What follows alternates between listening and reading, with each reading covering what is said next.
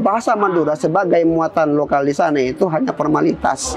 Pertama karena tidak ada guru yang diutus ke sana. Kemudian memang bahasa Madura itu untuk orang Sapeken itu asing gitu. Yang membuat prihatin lagi, buat apa juga di sana ada bahasa Madura, toh pada akhirnya juga tidak diajarkan.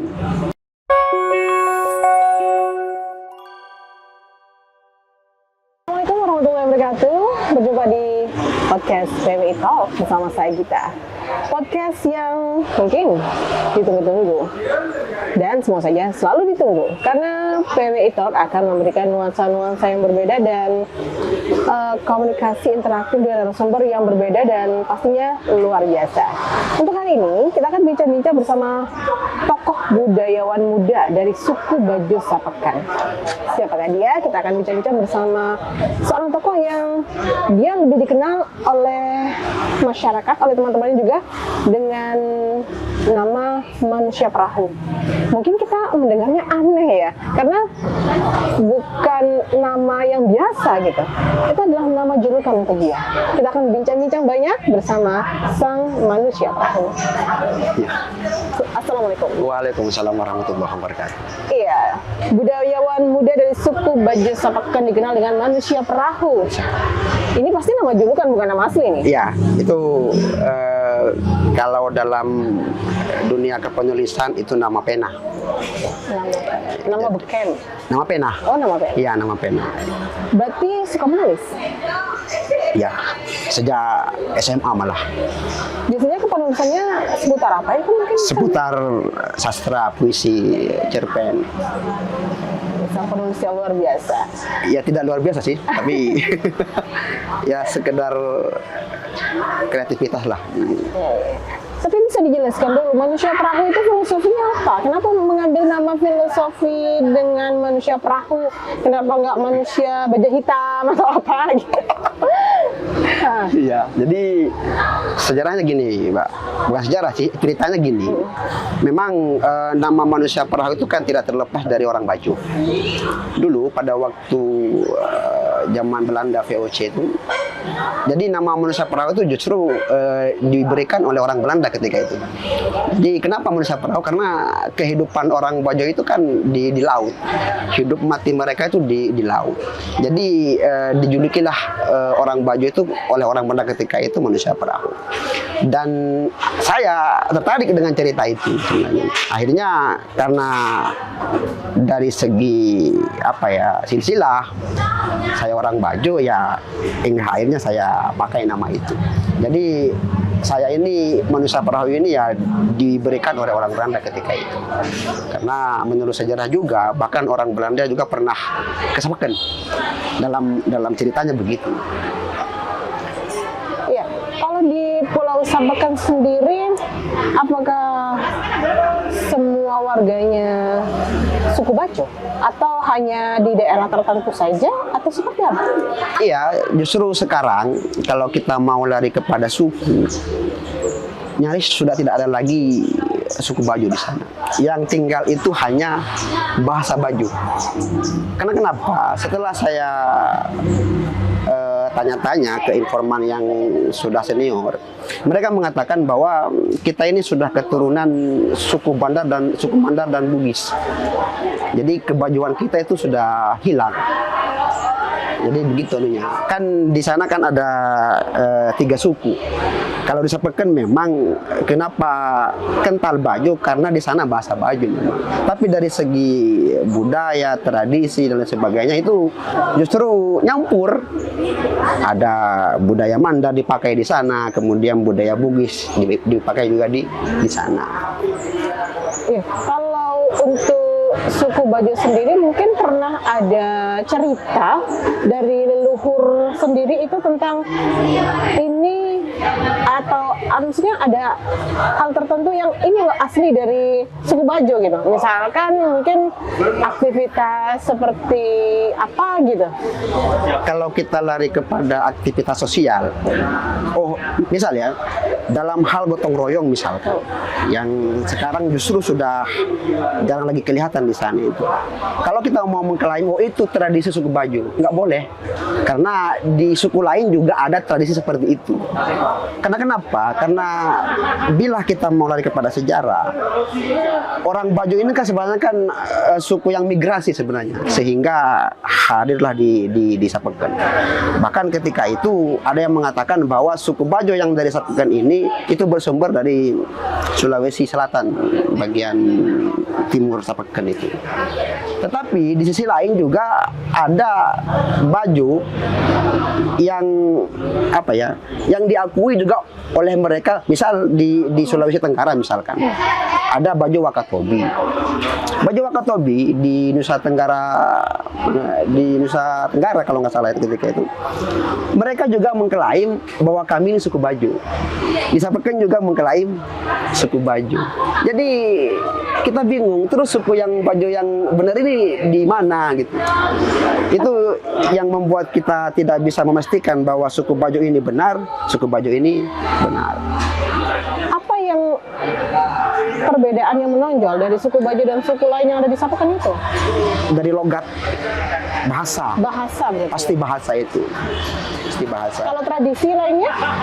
Tradisi ini justru saya tidak melihat tradisi yang ditinggalkan oleh orang Bajo di Sapeken itu. Karena ketika tradisi itu diakui sebagai tradisi Bajo, maka suku Manda, suku Bugis juga mengklaim itu. Oh itu bukan Bajo, itu punya suku Mandar, itu punya suku Bugis.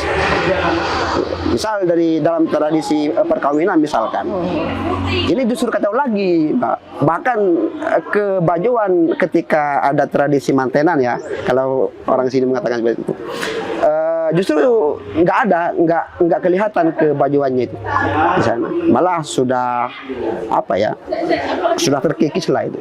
Dulu memang ada, kalau orang Sapeken itu mengatakan joget nigal itu. Jadi nigal itu pengantin laki-laki itu membawa semacam istilahnya itu, seorang putri itu untuk datang ke manten perempuan itu dengan membawa mas kawin itu. Seserahan. Iya, seserahan. Sekarang sudah nggak ada.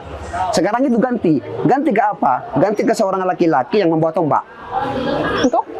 Ya, tombak ini nanti akan direbut oleh perwakilan dari manten perempuan. Kalau tombak ini berhasil ditangkap, maka manten laki-laki ini bisa lanjut ke depan. Tapi kalau gagal, tapi nggak pernah gagal sih. Selalu mungkin sudah hanya ada tradisi saja seperti itu ya. Mungkin kalau di Betawi seperti adu pantun. Adu pantun gitu ya. Bayangkan kalau ada pantun yang nggak terjawab, apakah gagal? Siap. Tapi kalau masyarakat di sana sendiri berarti hanya terfokus pada suku Bajo, suku Mandar, dan suku Bugis. Maduranya di mana? Maduranya itu sebenarnya kalau kita mau mengatakan itu bahasa Madura, orang Madura juga nggak akan mau. Karena misal ya, kita mengatakan itu bahasa Kangean. Karena dari segi logat itu justru sama dengan orang Kangean. Orang Kangean ini kan kalau mau kita fokuskan bahwa itu bahasa Madura, orang Sumeneb nggak akan ngerti. Coba gini, ada orang Kangean ngomong di dekatnya orang Sumeneb, nggak akan ngerti dia. Ya, padahal orang Kangean juga menurut mereka bahasa Madura. Nah, ada juga bahasa seperti itu di sana di Sapeken. Contoh kecil ya, di Paliat ada bahasa Kangean. Kemudian di Sepanjang juga ada bahasa Kangean. Di Pulaunya Dudung juga ada bahasa Kangean. Di Sadulang Kecil juga bahasa Kangean. Cuma ada perbedaan. Seperti ini, Mbak. Ada kata ao. Ao ya. Ao ini dipakai di sepanjang. Tapi di Paliat yang versi Kangeannya itu nggak ngerti. Justru di sana itu cano. Cano. Apa itu artinya? Ya kalau sini kan apa ya? Cano itu katanya. Cano. Kalau orang Kangean kan mengatakan cana. Kalau orang Paliat itu cano. Kemudian di Sadulang Kecil juga ada pokoltea. Jadi pokoltea yang versi bahasa Kangean ini di Sadulang Kecil nggak akan dimengerti oleh orang Paliat. Begitupun juga cano yang dari Paliat nggak akan dimengerti oleh orang Sadulang Kecil. Itu perbedaannya di situ. Tapi sepanjang perhatian saya terkait dengan itu, apa ya, memang sulit juga untuk menemukan keaslian dari bahasa-bahasa yang ada di sana itu. Cuma uniknya selalu ada yang berbeda di sana itu, terutama bahasa yang muncul. Kalau dalam bahasa kita itu, misal ya, kalau kita mau fokus ke bahasa Bajo, kalau dalam skup Kecamatan Sapeken, dia itu ada di mana-mana. Misal dari Sakala di ujung timur ada bahasa Bajo, cuma minoritas. Di sana justru mayoritas berbahasa Bugis. Kemudian geser ke barat ada Pagarungan Besar. Di sana justru mayoritas bahasa Mandar. Tapi juga ada Bajonya di sana. Ada juga Bugi di sana. Geser ke barat ada Pagarungan Kecil. Pagarungan Kecil ini justru mayoritas bahasa Bajo. Sampai ke Sadulang Besar, kemudian Sadulang Kecil. Nah, Sadulang Kecil ini justru ada bahasa Kangeannya. Bahasa Kangean yang saya katakan tadi itu. Mungkin apa ya, migrasi dari orang Kangean mungkin yang hadir di situ. Entah dengan cara perkawinan atau bagaimana. Sehingga hadir di sana juga bahasa Madura. Beragam suku dan bahasa di Pulau Sapeken. Apakah pernah terjadi gesekan? Tidak ada. Saling berdampingan. Ada memang, cuma lelucon, Mbak. Seperti apa? Gini ya, bahasa Sapeken itu kan korek. Korek itu kan colo. Gimana itu? Dalam bahasa Bajo, korek itu colo. Colo itu apa? Colo itu korek. Colo korek. Untuk korek api. Korek api? Ya, korek api. Nah, dalam bahasa Kangean sana itu, colo itu kan colok. Bacot kan apa? Ada seseorang yang pinjam itu korek. Pinjam korek itu. Tapi yang minjam ini orang Kangean di sana di Sapeken. Terus apa ya, mengatakan gini, nginjan colok katanya. Apa? Minjam colok karena kan mau Rokok. bakar rokok itu. Terus kesinggung. Kok kamu menghina saya, kok kamu bilang ini? Maksudnya itu pinjam korek api. Tapi yang Sapeken ini nyebut colo. Sementara colo dalam bahasa mereka itu ya itu. Ya, tapi karena hal seperti itu pernah sampai saya tersinggung, saya begini. Nah, itu hanya aja, Mbak, hanya lelucon saja sebenarnya. Iya, karena kan beragam bahasa. Mungkinkah saya tersinggung dengan omongan dia, padahal artinya nggak seperti itu. Nggak pernah terjadi gesekan berarti ya? Nggak pernah. Saling mengerti mungkin ya? Saling mengerti. Oke.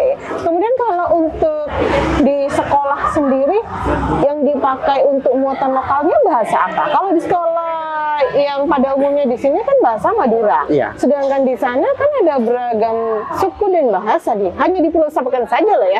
Beda lagi dengan di kepulauan lainnya.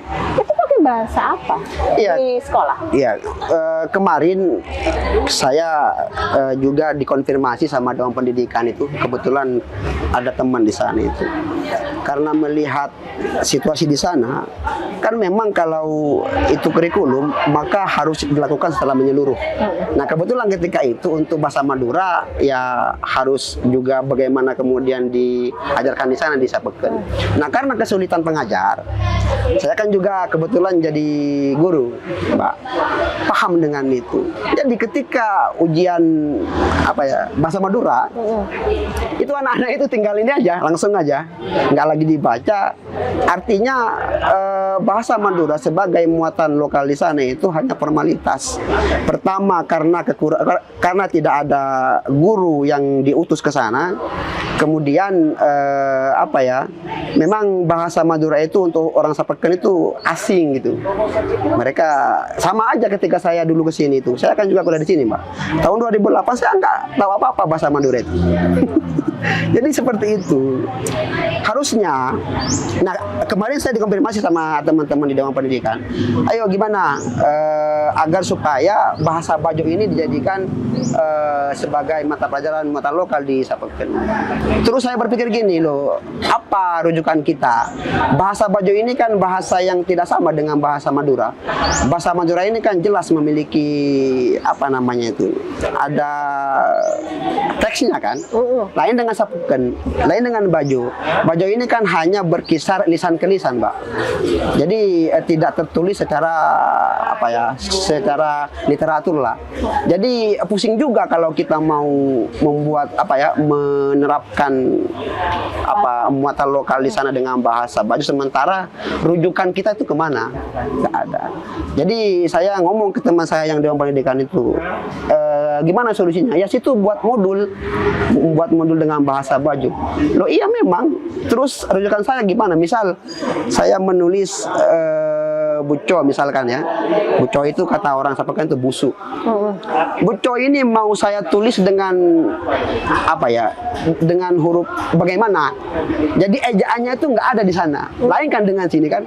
Sumenep itu kan justru lebih ada ejaan ini, ada ejaan ini. Di Sapeken nggak ada justru.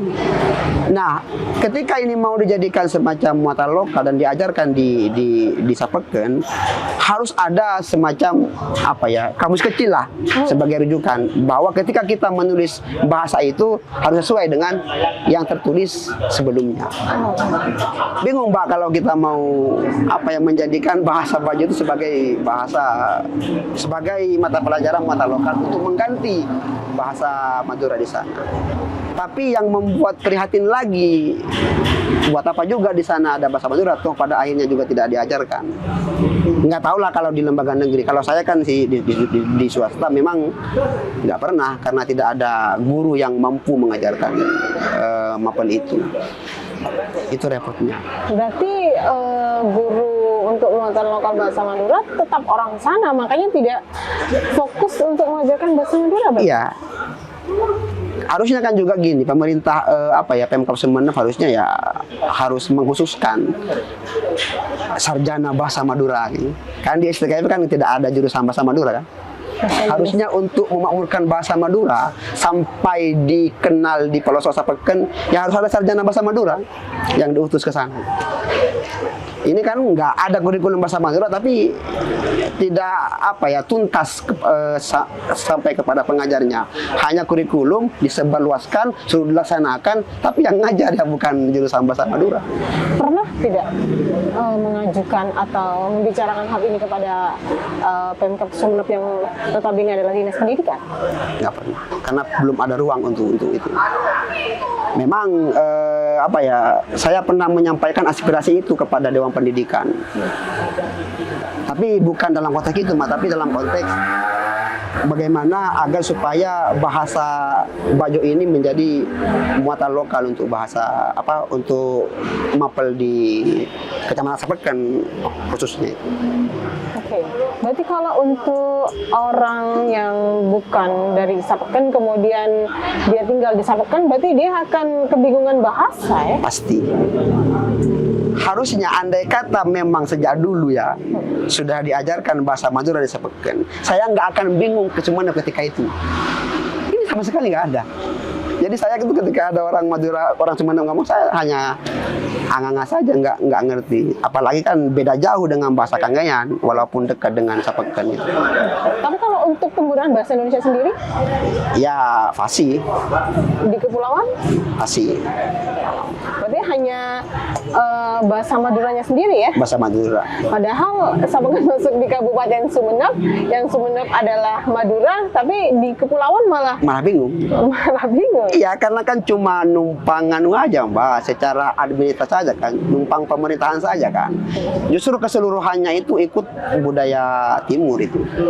Jadi Sapeken ke Sumeneb itu hanya numpang pemerintahan saja, itu aja. Untuk lain-lainnya nggak ada. Oke.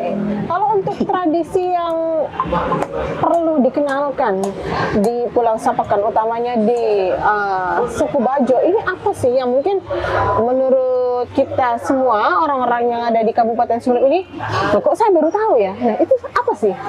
Harusnya. Sebuah tradisi apa? Iya, harusnya ini fungsi dari Dewan Kesenian Sumeneb sebenarnya.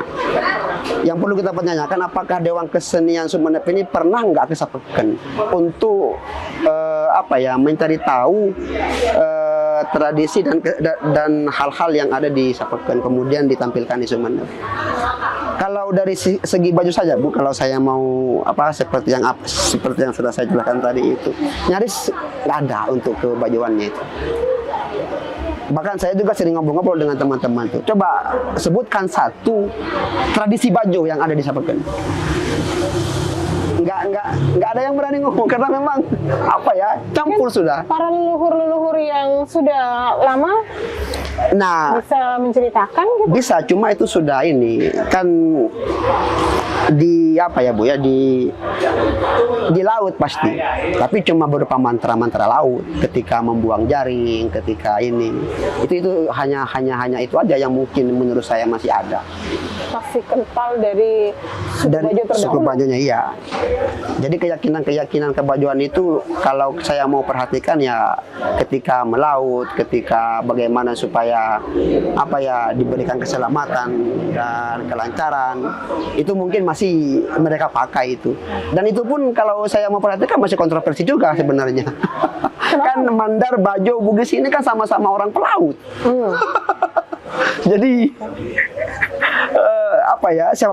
siapa tahu mantra yang dipakai oleh orang Sapeken juga dipakai oleh orang Mandar yang ada di Pegerungan atau orang Bugis yang ada di Sakala. Itu yang jadian. Kalau untuk makanan khas sendiri? Oh, kuliner. Seperti apa itu? Mungkin ada ini nih, kalau suku Bajo ini, kalau suku Mandar ini, Bugis ini gitu. Jadi makanan khasnya beda-beda. Kesukaannya itu juga beda-beda. Ya kalau masalah itu saya kurang paham siapa saja, apalagi di Mandar dan di Bugis. Cuma kalau di tradisi kita itu, yang katanya juga ini kuliner Bajo, yaitu nasi ya Mbak ya, nasi kemudian dibaluri dengan sayur air. Sayur air? Sayur air ya. Air di gimana? Air. Ada nasi panas, kemudian diguyur dengan sayur air. Ya air. Air itu terdiri dari apa? Ya cuma air kemudian. Air yang diberi garam, Tidak, air asli, air tawar, dibaluri ke nasinya, kemudian pakai ikan pindang ikan bakar, itu yang khas lah untuk orang Bajo. Untuk lain-lainnya ya dalam kontroversi memang. Pernah merasakan nasi yang dibaluri air itu? Seperti apa? Itu enak itu Mbak. Hah? Ya itu sering kali kita. Tapi kan rasanya berarti rasa dominan ke ikan dari berarti. Iya. Ya? Cuma kalau kita mau telusuri, kok bisa ada seperti itu? Iya. Ya nggak ada informasi loh. Itu orang tua kita dulu sudah seperti itu, enggak. Itu hadir dengan sendirinya. Saya pun kadang-kala kan ketika dulu saya di Sumeneb kan sering pakai itu juga kan. Sayur air, kemudian ikan pindang itu yang panas itu. Ya enak. Itu mungkin yang menurut saya masih khas di Sapeken itu. Untuk lain-lainnya sudah bahkan ada juga sinakan nasi sudu itu, Mbak. Apa itu? Jadi nasi itu kalau pagi-pagi ya. Jadi makanan pagi yang dibuat dari sayur bukan sayur sih, pepaya. Pepaya, kemudian daun pepayanya atau buah pepayanya? Buah pepayanya itu. Yang mentah, yang matang? Yang mentah. Kemudian kemudian dihidangkan di atas daun yang sudah dibentuk menjadi tempat nasi itu. Ya itu Diapakan?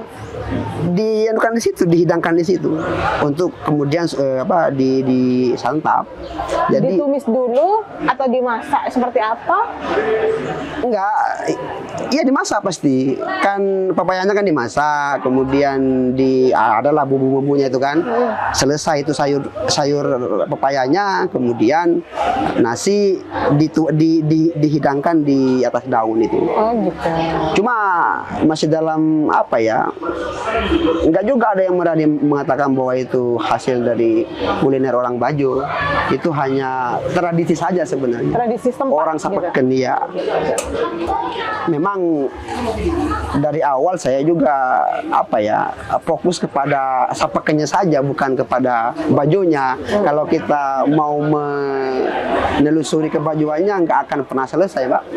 Iya, karena Bajo itu ada di mana-mana. Ada Bajo yang dari Kalimantan, kemudian dari Wakatobi, di Sulawesi Tenggara, di Sapeken, bahkan ada di Sulu, Filipina, di luar negeri itu. Bahkan juga ada Johor, Bajo Johor di Malaysia. Nah, dari semua sebaran suku Bajo ini, mana yang asli? Mana yang benar-benar Bajo? Nggak ada. nggak ada yang bisa nggak ada yang bisa mengklaim itu. Karena suku Bajo ini kan dari awal kan nomaden. Jadi mereka itu berpindah-pindah. Pasti orang Bajo itu tinggal di tepian laut. Tepian laut. Iya. Itu. Oke, bincang-bincang tentang Kepulauan Sapeken. Kabarnya katanya Pulau Sapeken ini punya potensi bahar yang melimpah. Nah, Ya. potensi apa itu contohnya? Iya, di Sapeken itu kan ada satu pulau, tapi masih masuk desa Sapeken, namanya Pulau Sitabo. Dulu sih katanya pulau ini mau dijadikan tempat pariwisata. Apa keunggulannya? Ya tempat itu indah lah. Kan kalau kita mau menjadikan sebuah tempat itu jadi tempat destinasi kan berarti kan ada ketertarikan di situ. Ada yang luar biasa kan. Nah, tapi sampai sekarang tidak ada apa ya, sempat terhenti pembicaraan ke situ. Padahal dulu sempat dikonsep bahwa Pulau Sitabo ini akan dijadikan pulau destinasi untuk mendatangkan para wisatawan kan kebetulan Sapeken ini kan dekat dengan Bali sebenarnya. Itu pertama dari segi wisata. Kemudian yang kedua, dermaga internasional. Ini di Pulau Saibus, Mbak.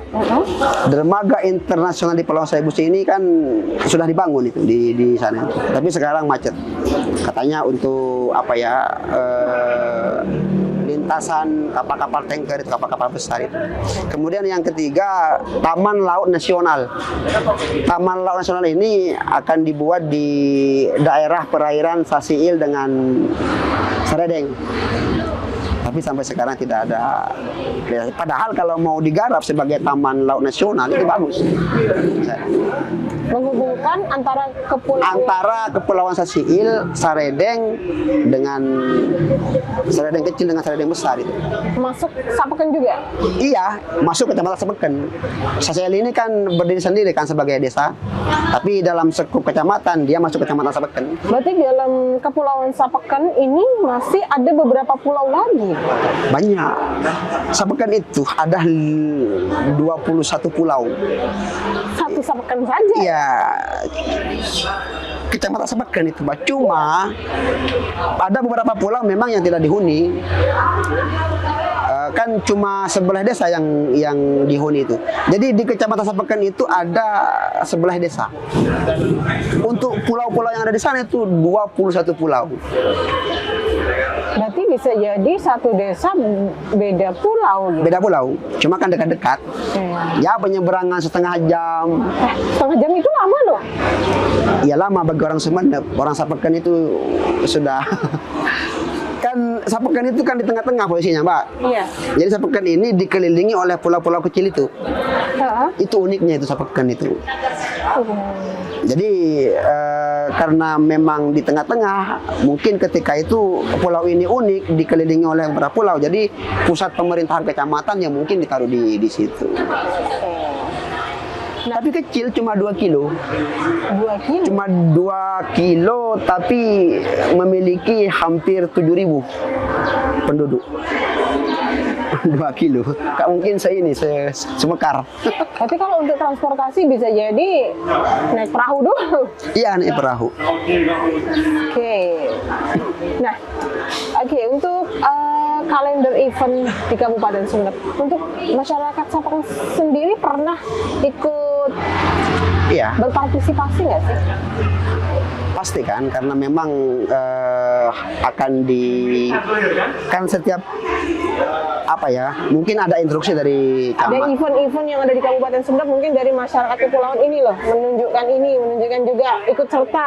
Iya, Pernah ikut juga seperti itu? pernah dulu, tapi Karena soalnya kan dilihat dari letak geografisnya kan jauh sekali gitu. Ya. Untuk ikut berpartisipasi kan kayaknya wah terkendala transportasi, terkendala jarak gitu ya. dulu sih sempat Mbak sempat hadir di situ. Cuma berupa kuliner. Nah, dulu juga saya pernah terlibat di situ dalam event Hari Jadi Kota Sumeneb, lomba puisi ketika itu, puisi esai yang diadakan oleh Perpusda Sumeneb tahun 2016 ketika itu. Temanya apa? Tema lomba puisi esainya itu tentang tradisi setiap daerah gitu. Nah, saya ketika itu ikut lomba itu, membahas tentang keadaan sosial yang ada di Sapekan. Karena mungkin menurut jurinya Sapekan ini unik dan banyak keunikan di situ, ya akhirnya puisi itu alhamdulillah berhasil juara 1 itu. Berarti masih ada greget dari masyarakat Kepulauan Sapekan untuk ikut berpartisipasi kegiatan-kegiatan dari Kabupaten Sumeneb ya? Iya, cuma sayangnya respon DKS ini kan harusnya kan Dewan Kesenian ini kan datang ke Sapekan itu. Saya justru akan bahkan Dewan Kesenian Sumeneb ini tidak tahu alat musik yang sering digunakan di Sapekan itu, apakah mereka tahu? Seperti sarame. Apa itu? Sarame itu gendang yang sering dijadikan sebagai alat musik untuk menggiring pengantin laki-laki itu. Kemudian ada semacam peluit, kemudian ada gong dan lain sebagainya. Itu semacam alat musik yang ada di gamelan juga atau gimana? Iya, dan saya tidak mengklaim itu milik Bajo, tidak, karena ada kesamaan juga di Madura bahkan. Iya, cuma tradisi itu yang ingin saya ungkapkan, bahwa tradisi orang Sapekan ketika ada mantenan atau apa, itu pasti memakai musik saramo itu. Ya, terakhir, sebagai budayawan muda dari suku Bajo, apa sih yang ingin disampaikan secara khusus kepada pemerintahan di Kabupaten Sumeneb? Iya, saya ingin supaya pemerintah Sumeneb memberikan instruksi kepada Dewan Kesenian Sumeneb untuk hadir di Sapekan dan menggali potensi-potensi budaya atau kesenian dan kemudian di-upload ke Sumeneb. Karena memang Sapekan ini kan minoritas kan dari segalanya kan, terutama dari segi bahasa. Itu yang pertama. Yang kedua, bagaimana kemudian bahasa Bajo yang juga masih masuk lingkup Jawa Timur dijadikan sebagai bahasa yang diakui. Karena di Jawa Timur ini kan hanya ada 3 bahasa Mbak yang diakui, Madura, Jawa, dan Using. Bajo tidak. Nah, saya ingin seperti itu. Kemarin saya lewat teman di Balai Bahasa Surabaya menginginkan agar bahasa Bajo ini juga dijadikan bahasa yang diakui oleh Jawa Timur. Karena tindak tuturnya ini kan juga akan merasa memiliki kalau misalkan itu diupload sampai ke Jawa Timur. Itu yang Terima kasih bincang-bincangnya Manusia Perahu. Semoga apa yang disampaikan bisa membuat kita juga tahu seperti ini loh keadaannya yang di Sapekan, beragam suku, budaya, dan bahasa. Jadi ternyata tidak hanya di Indonesia, tapi hanya di Kepulauan Sapekan saja itu sudah beragam ya. beragam. Apalagi sampean kalau ke sana itu semakin paham lah. Oh, gitu.